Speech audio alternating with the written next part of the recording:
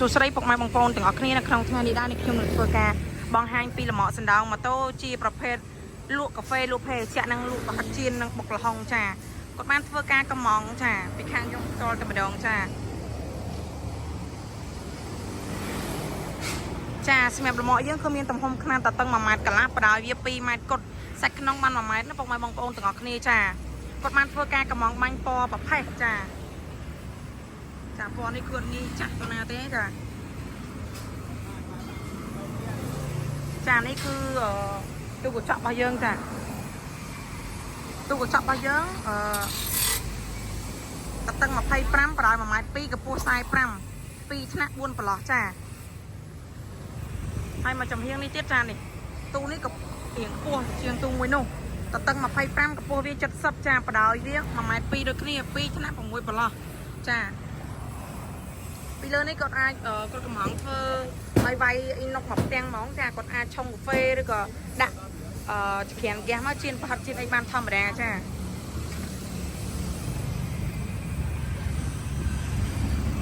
ហើយយើងមានដាក់កញ្ចក់ឲ្យគាត់មានកញ្ចក់មើលផ្លូវសងខាង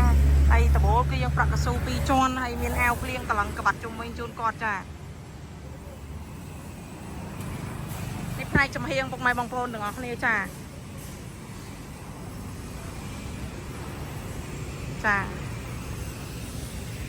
ម៉ូតូរបស់គាត់ចាគាត់នៅខាងបវត្តគាត់យកមកឲ្យខាងខ្ញុំផ្ទាល់កាយជូនគាត់កាយបូមកាយច្បាប់ញងកាយកំដៃកាយក្បាលពួកម៉ូតូជូនចាហើយសម្រាប់ជើងក្រោមគាត់បានកំងដាក់កង់ឡានលេខ12ផ្លូវស្រូប6ទៅទី4សន្លឹកចាចំពោះអញ្ចឹងជំនិចបាត់ដោយសង្កសីចាសង្កសីហើយបាតវាក្រាស់ដៃ1លីកន្លះនេះផ្នែកខាងក្រោយណាពុកម៉ែបងប្អូនមានតភ្លើងសញ្ញោស្តុបសងខាងជូនគាត់ចាឥឡូវខាងបងលម៉គាត់រៀបចំចងម៉ូតូដាក់លើលម៉រៀបចំអូសទៅខាងបវត្តចាគាត់អត់ចេះបើកគាត់មានជួលគេបើកទៅដរិចតែម្ដងចា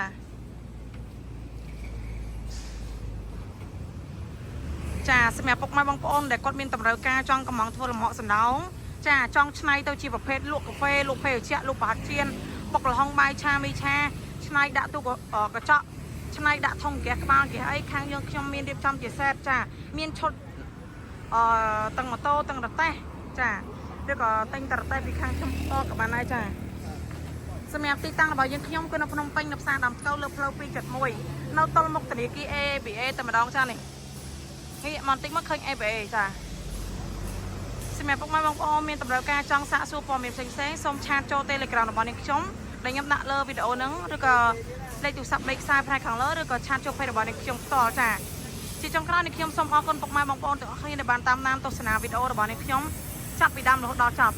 ថាអូនអត់ຕົកហ្នឹងឯង